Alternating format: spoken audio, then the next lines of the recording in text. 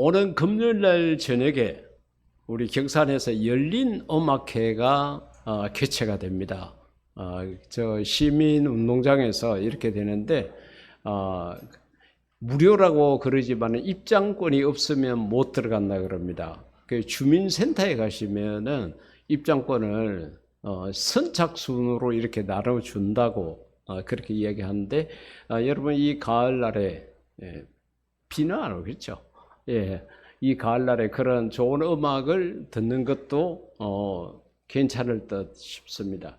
근데 거기에 출연하는 이런 사람들이 출연한다 해가지고 여러 가수들의 이름이 많이 나왔는데 내가 관심을 갖고 이 사람 또 오네? 이렇게 생각했던 내가 관심을 두었던 가수는 딱 한 사람입니다.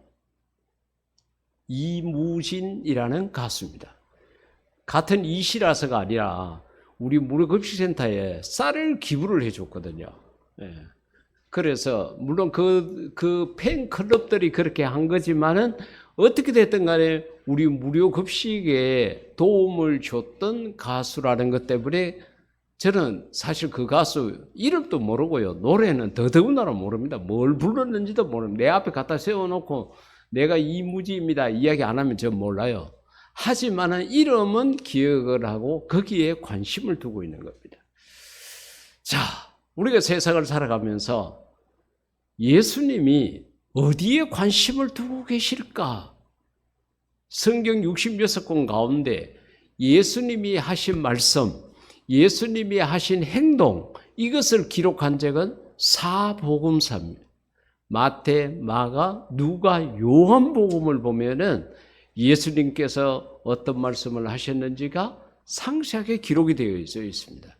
그 모든 말씀, 예수님께서 하신 말씀들 가운데 오늘 본문으로 택한 요한복음 15장. 그러니까 요한은 누구보다도 예수님으로부터 사랑을 받았던 제자입니다.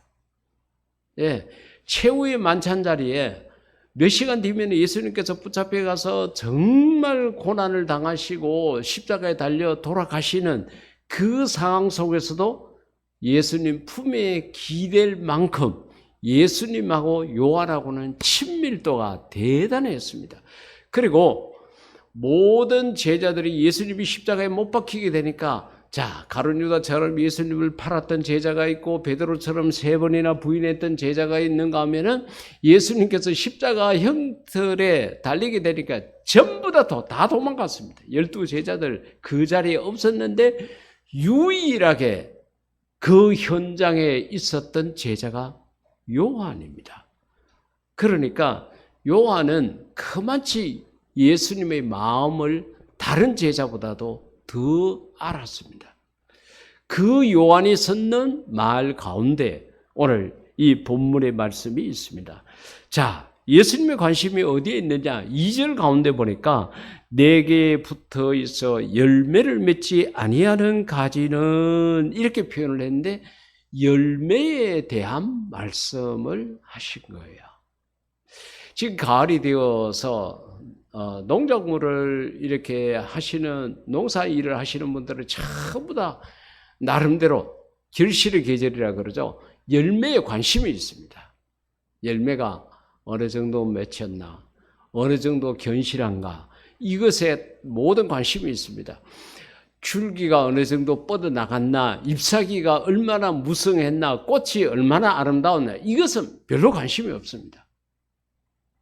오로지 열매입니다.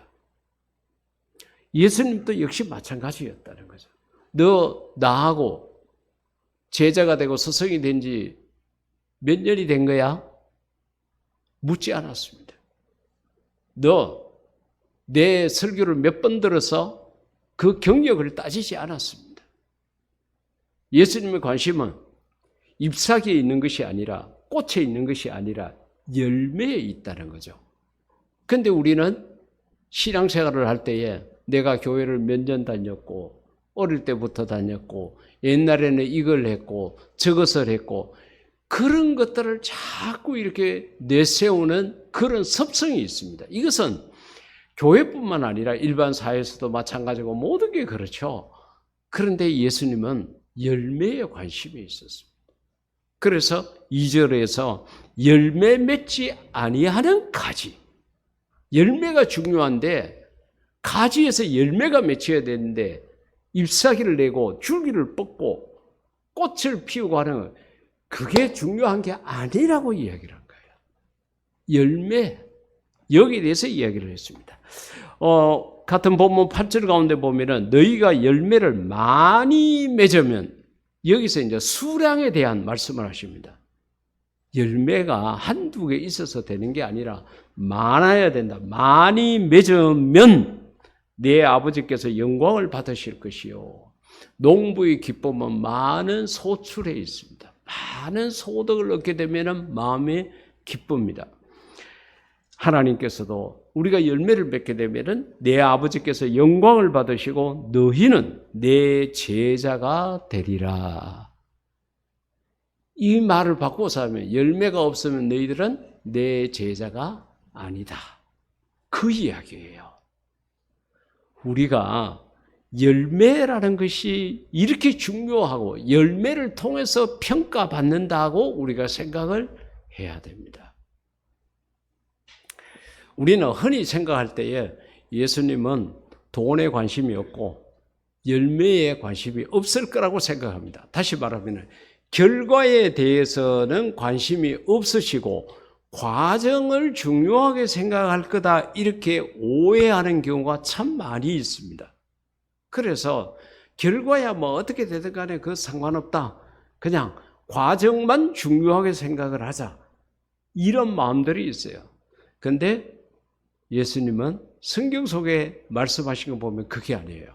마태복음 25장 26절 이하에 있는 말씀, 마태복음 24장, 25장, 26장은 마지막 때에 관한 말씀이라고 말할 만큼 여러 가지 것들에 대해서 말씀을 하셨습니다.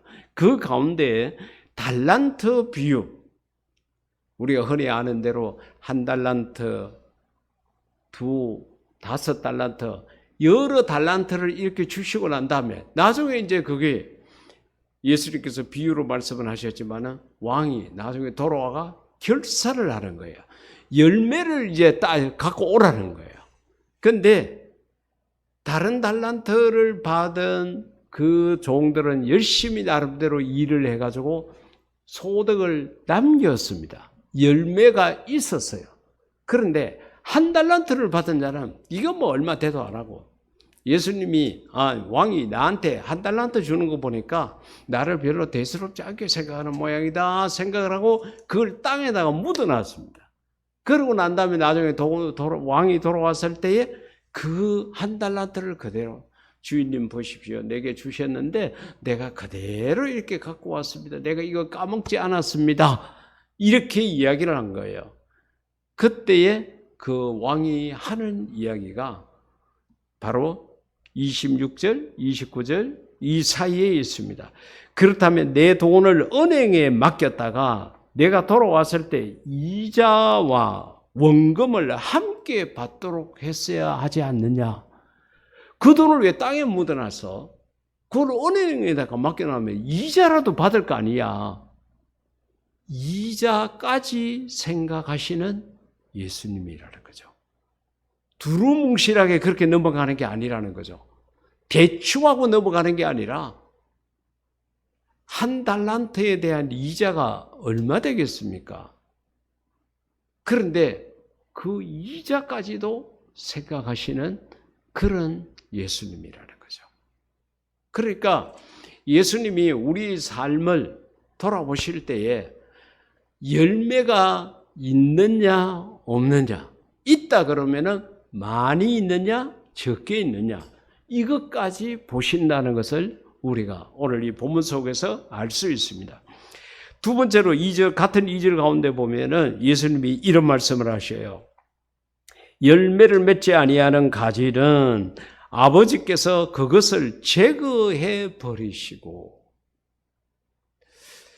지금 일주일에 한 번씩 그 장로님 권사님 부부가 이제 저하고 성경 공부를 하고 계시는 분이 계세요. 청도에 계시는 장로님 부부신데 일주일에 한 번씩 이렇게 모여서 성경 공부를 하고 있습니다. 그런데 그 장로님이 하시는 일이 이제 복숭아 농사를 이렇게 하세요. 그리고 감 농사를 조금 이렇게 이제 복숭아가 대부분이고 감 농사를 이렇게 짓는데 지난번에 이제 복숭아는 다 소출을 해가지고 다 판매까지 다 했고 감 농사는 이제 이 장로님 부부가 금년에는 좀 쉬었으면 좋겠다 이런 생각을 해가지고 약도 안 치고 관리도 안 하고 전혀 아무것도 안 했다는 거예요. 그러니까 농사가 될 리가 없죠. 근데 이제 그 장로님 생각은 매년 이렇게 농사일에 시달리고 그렇게 이제 나이가 70이 다 돼 가시는데 이렇게 하다 보니까 좀 쉬고 싶은 마음이 있어가지고 감은 그러면 전혀 손을 안 대고 그냥 내버려뒀다고 이야기하더라고요. 그러면은 제가 물었습니다. 장로님, 그러면은 뭐 내년에 복숭아 딸 때까지 이제는 푹 쉬시고 그래야 되겠네요. 그렇게 하니까 아니래. 가지치기를 해야 된다는 거예요. 그래, 아니 뭐 복숭아 다 땄고 감은 아예 손도 안 댔고 근데 무슨 가지치기입니까? 목사님, 내년도에 복숭아를 제대로 따기 위해가 지금부터 쓸데없는 가지를 다 잘라줘야 된다는 거예요. 이것도 보통 일이 아닙니다. 그러면서 말씀을 하시더라고요. 오늘 이 본문의 말씀 속에서 바로 가지치기. 왜 가지치기를 하느냐? 다음에 더 많은 열매를 얻기 위해 가지고 가지치기를 한다는 거예요. 우리가 세상을 살아가다가 신앙적으로 방해가 되는 것들이 이래저래 있지 않습니까? 내가 뭐 돈을 이렇게 많이 벌려고 그러니까 이거 뭐 주일날 예배 드리는 시간에도 돈벌이 나가면 돈이 더 들어오겠고 뭐 이런저런 계산들이 나오잖아요. 그때에 우리가 이제 그래도 신앙생활을 제대로 하기 위해서 이것은 내가 포기해야 된다. 주일날은 철없어도 내가 예배를 드린다. 뭐 이렇게 생각을 한다 그러면은 나름대로 우리의 삶의 영역 속에서 가지로 잘라내야 될 것이 있습니다. 신앙생활을 바르게 하기 위해서 이것도 잘라내고 저것도 잘라내고 정말 오로지 주님 가신 길, 그 길만 가야 될 때가 있다는 거죠. 근데 그 가지치기가 쉽지 않지. 그리고 나중에 잘라냈다가 또 다시 그 길로 또 돌아가는 그런 우리의 모습도 있습니다. 그만치 가지치기라는 것이 어렵습니다. 하지만은 그렇게 가지를 잘라내면 낼수록 내가 하나님이 기뻐하는 걸음을 걸을 수 있고 예수님의 장성한 분량까지 내가 다다를 수 있고 하나님이 내게 바라고 원하고 하나님께서 나를 믿고 맡겨주신 이 직분을 제대로 수행할 수 있다는 거죠. 이것도 하고 저것도 하고 예수님도 믿고 이래야 되겠다고 생각하니까 힘들죠. 다 이것도 끌고 가야 되고 신앙생활도 해야 되고 이러니까 힘들 수밖에 없는 거죠. 사랑하는 성도 여러분들에게 있어서 잘라내야 될 가지는 어떤 것들입니까? 내가 스스로 그 가지를 잘라내는 것이 우선입니다. 내가 알아서 이거는 믿음의 길에 방해가 돼. 이것은 내가 신앙을 지키는데 방해가 된다 해가지고 자를 것은 잘라버려야 돼. 만약에 내가 자르지 못하고 계속해서 때로는 세상적으로 때로는 신앙적으로 양다리를 거치고 이리저리 끌려가고 이렇게 하면은 하나님께서 나중에 자르시겠죠. 넌 이것은 이제 그만해. 넌 저것 하면 안 돼. 하나님께서 손을 대시겠죠. 그러나 하나님께서 그렇게 하시기 전에 내가 스스로 알아서 가지치기를 잘 하게 되면은 하나님께서 보시고 저거 포기하는 게 쉬운 일이 아닌데 그래도 나를 제대로 섬기기 위해서 저것도 포기하고 이것도 포기하는구나. 하나님께서 정말 기특하게 보시고 하나님께서 생각지도 않는 복을 우리들에게 주실 것입니다. 사랑하는 성도 여러분, 잘라내야 될 것 무엇인지 생각하시고 잘라내 버리십시오. 그래야 하나님이 기뻐하시는 제대로 된 열매를 맺을 수가 있습니다. 세 번째로, 그렇다 그러면은 열매를 맺는 방법, 어떻게 하면 열매를 많이 맺을 수 있을까? 5절 가운데 예수님이 그래요. 나는 포도나무요, 너희는 가지라. 요한복음의 특징이 뭔가 하면요. 나는 뭐고 예수님이 가령 나는 생명의 떡이다. 이런 식으로. 나는 선한 목자다. 너희는 양이다. 이렇게 말씀을 하셨는데 이 15장에서도 역시 그래요. 나는 포도나무요 너희는 가지라. 그가 내 안에 내가 그 안에 거하면, 그러니까 항상 우리가 이런 말씀 속에서도 볼 수가 있지만은 땅과 하늘, 땅에서 매면 하늘에서도 매이고 땅에서 불면 하늘에서 풀립니다. 땅은 우리라고 생각하면 되고 하늘은 하나님이라고 생각하면 됩니다. 우리가 얼핏 생각할 때는 하나님께서 풀어야 내게 풀린다고 생각하는데 성경 곳곳에는 보면은 우선순위가 내가 우선이에요. 내가 풀어야 돼. 내가 시작해야 돼. 그래서 여기서도 그가 내 안에, 우리가 예수님 안에 있게 되면은 내가 그 안에, 그제서 예수님께서 내 안에 거하게 된다는 거죠. 그렇기 때문에 우리가 항상 내 마음문을 열고 말씀을 받아들이고 아멘으로 수용하고 이 말씀대로 사는 게 중요해요. 나는 뒷짐지고 나는 마음문을 닫고 가만히 있으면서 하나님께서 해주시겠지, 이렇게 되게 되면 아무것도 안 된다는 거예요. 여러분들이 먼저 시작하는 자가 되기를 주의 이름으로 축복합니다. 여러분들이 풀 것을 풀으십시오.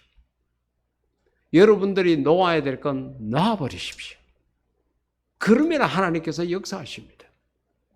나는 마음문을 닫고 있고 나는 붙잡고 있으면서 하나님이 해주세요. 이렇게 하니까 아무리 기도해도 안 되고 아무리 기다려도 응답이 안 된다고 우리가 오해를 하는 거예요.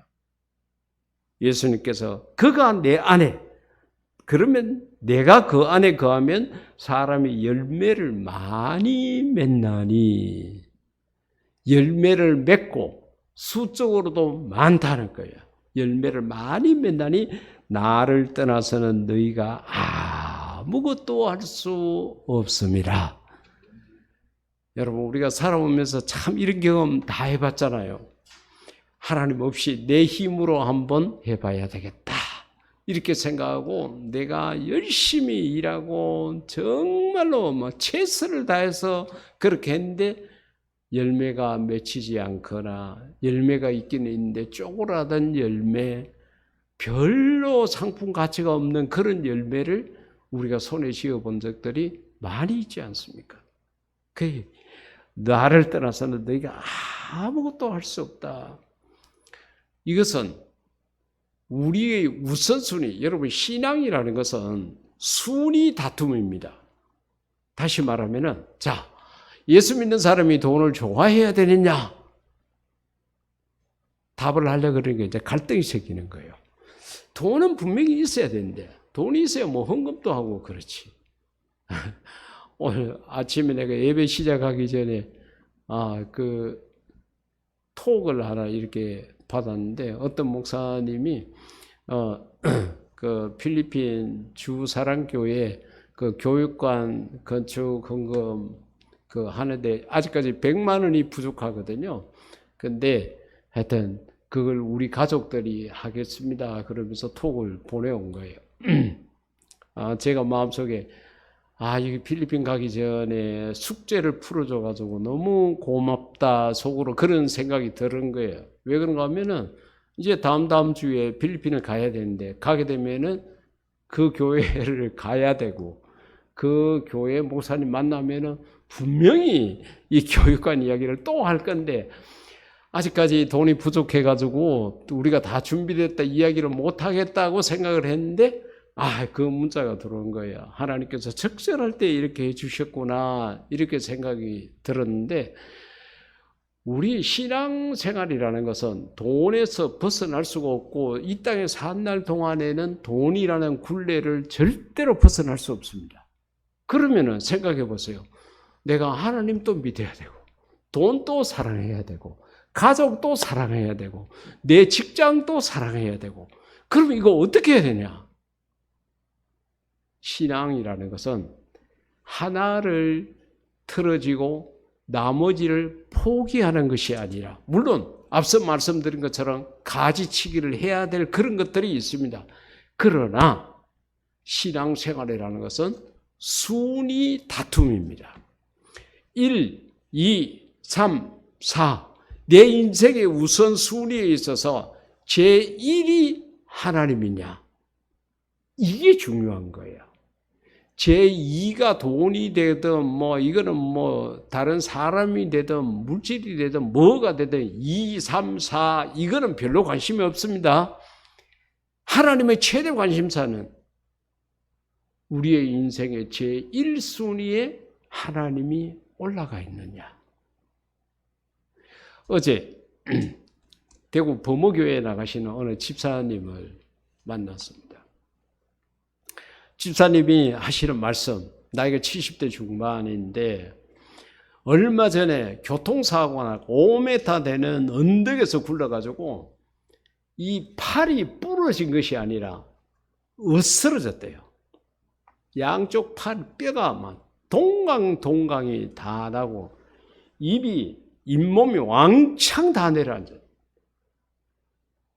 그래가지고 어치를 하고 이 손을 겨우 어떻게 해가지고 지금 자기가 마음먹은 대로 이렇게 올릴 수도 있고 물건을 잡을 수도 있는 이런 형편이 돼가 있는데 지금도 하루에 약을 수도 없이 먹고 계속 병원을 다니고 그렇게 하고 있다는 거예요. 그런데 하나님을 위해서 봉사를 해야 될 기회가 생긴 거예요. 누군가가 옆에서 권면해서 이 일에 집사님이 좀 봉사를 해주시면 좋겠다. 쉬운 일이 아니잖아요. 지금 내 몸이 지금 그저 부러진 것이 아니라 뼈가 으스러져가 조각조각 나서 겨우 끼워 맞추고 발음도 정확하지 못하고 이런 상황인데도 그 집사님이 내가 봉사를 하겠다고 하나님을 위한 일에 교회를 위한 일에 내가 봉사하겠다고 나서서 봉사하고 계신다는 이야기를 들었습니다. 그 집사님에게 있어서는 자기 자신의 건강보다는 하나님 일이 우선이었다는 거죠. 여러분의 인생에 있어서 하나님은 몇 위에 있습니까?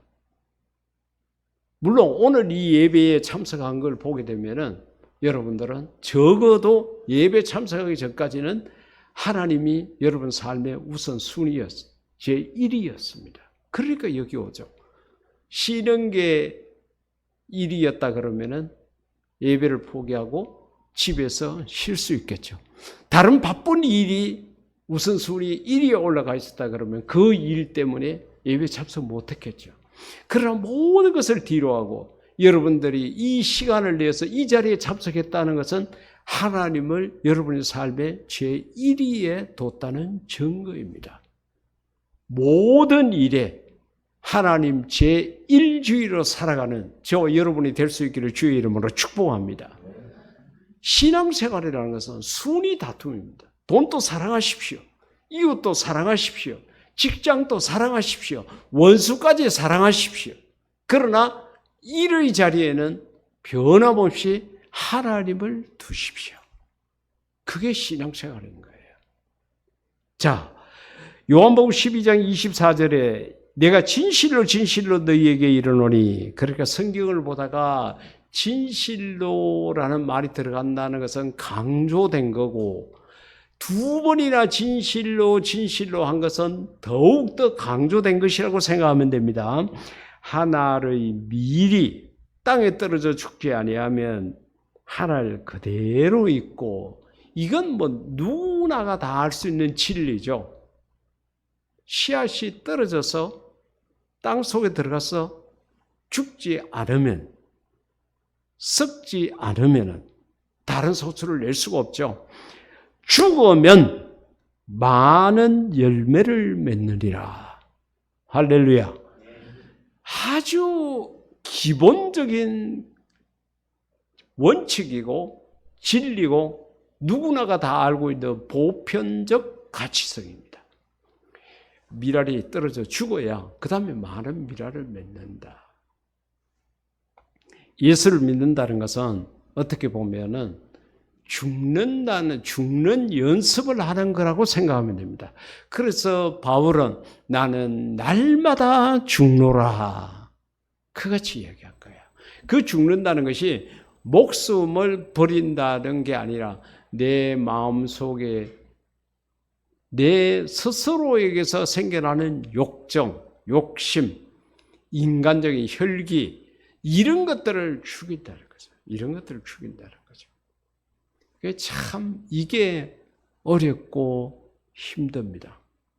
자꾸 내가 살려고 그래요. 나를 나타내려고 그래요. 나를 주장하려고 그래요.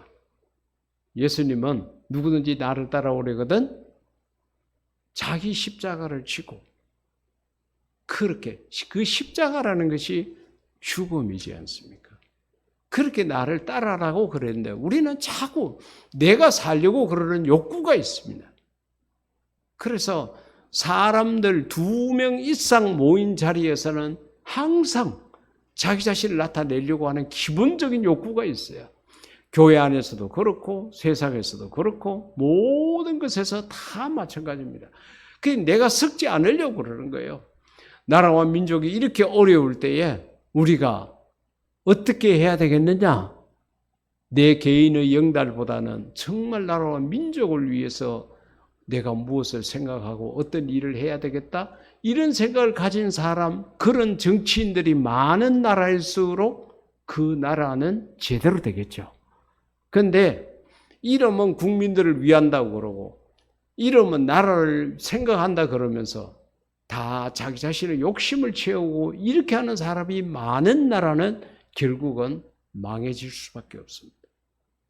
뉴스에 나왔던 것처럼 하마스가 이스라엘을 공격을 시작했습니다. 그것도 뭐 주변에 이란을 비롯한 중동 국가를 힘을 잇고 대대적인 공격을 했습니다. 하마스 측에서 이야기한 거 보니까 이스라엘을 이 땅에서 없애버리겠다고 이렇게 나섰는데 그것도 안식일날 공격을 시작을 했더라고요. 1968년도에 있었던 6.1 전쟁을 연상케 하는 그런 모습이었는데 여러분 결과적으로 두고 보십시오. 절대로 이스라엘을 못 이깁니다. 이스라엘을 이길 나라가 이 땅에 없습니다. 미국, 영국, 호주, 일본, 이스라엘, 이 나라는 한 덩어리입니다. 똘똘 뭉쳐져 있습니다. 그러니까 미국 대통령이 대반에 나서서 하는 이야기가 이스라엘을 전폭적으로 지지하겠다고. 미국 대통령이 단번에 이야기를 한 거예요. 앞으로 돌아가는 전쟁 상황을 한번 보십시오. 하나님의 백성이기 때문에 절대로 이길 수 없습니다.